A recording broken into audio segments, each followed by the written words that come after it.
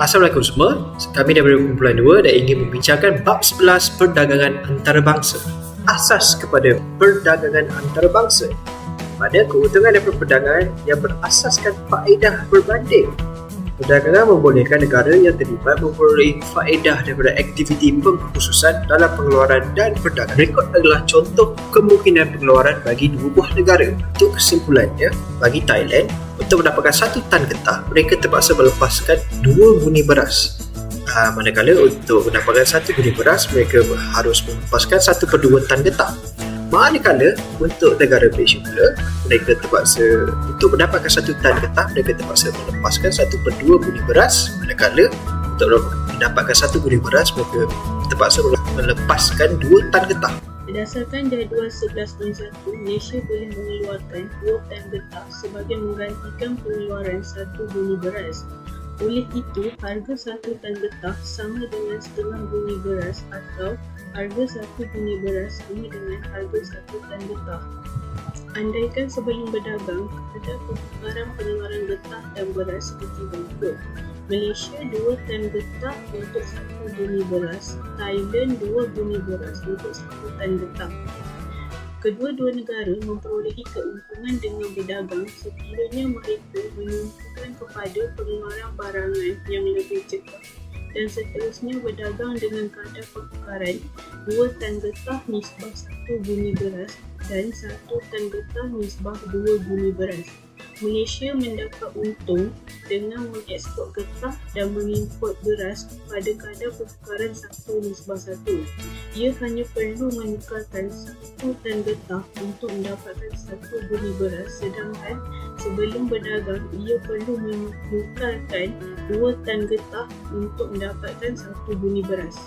Kiranya kadar pertukaran getah dengan beras pada nisbah 1:2 iaitu 1 tan getah ditukarkan kepada 2 buni beras.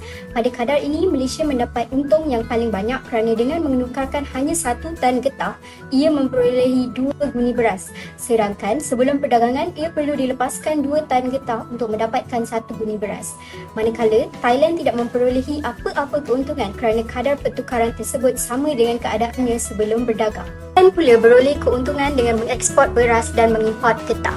Sekali lagi, pada kadar pertukaran 1:1, Thailand hanya perlu lepaskan 1 buni beras untuk mendapatkan 1 tan getah. Sedangkan sebelum berdagang, ia terpaksa lepaskan 2 buni beras untuk mendapatkan 1 tan getah. Oleh itu, kedua-dua negara beroleh keuntungan dengan berdagang pada kadar pertukaran 1:1. Kadar pertukaran sebenar di pasaran antarabangsa bergantung pada harga relatif getah dan beras selepas berdagang. Harga ini bergantung kepada jumlah permintaan dan penawaran tersebut. Negara yang mengalami kadar pertukaran menghampiri kadar sebelum perdagangan akan mendapat untung yang lebih rendah. Keuntungan yang diperoleh oleh kedua-dua negara tidak selalu sama. Ia bergantung kepada kadar pertukaran yang dipersetujui atau ditetapkan oleh pasaran. Dengan itu, selagi kadar pertukaran yang dipersetujui berada antara kadar pertukaran sebelum perdagangan negara yang terlibat, perdagangan boleh menguntungkan.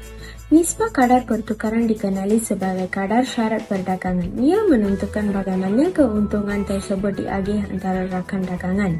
Kedua-dua pihak mesti mendapat keuntungan daripada perdagangan untuk membolehkan perdagangan wujud. Dalam kes ini, kedua-dua Malaysia dan Thailand akan beruntung sekiranya syarat perdagangan getah kepada beras ditetapkan antara 2:1 dengan 1:2.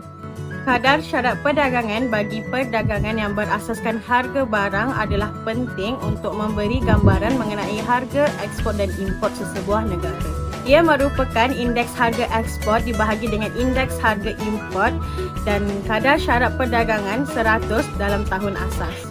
Jika kadar syarat perdagangan meningkat, maka kadar syarat perdagangan boleh dikatakan bertambah baik.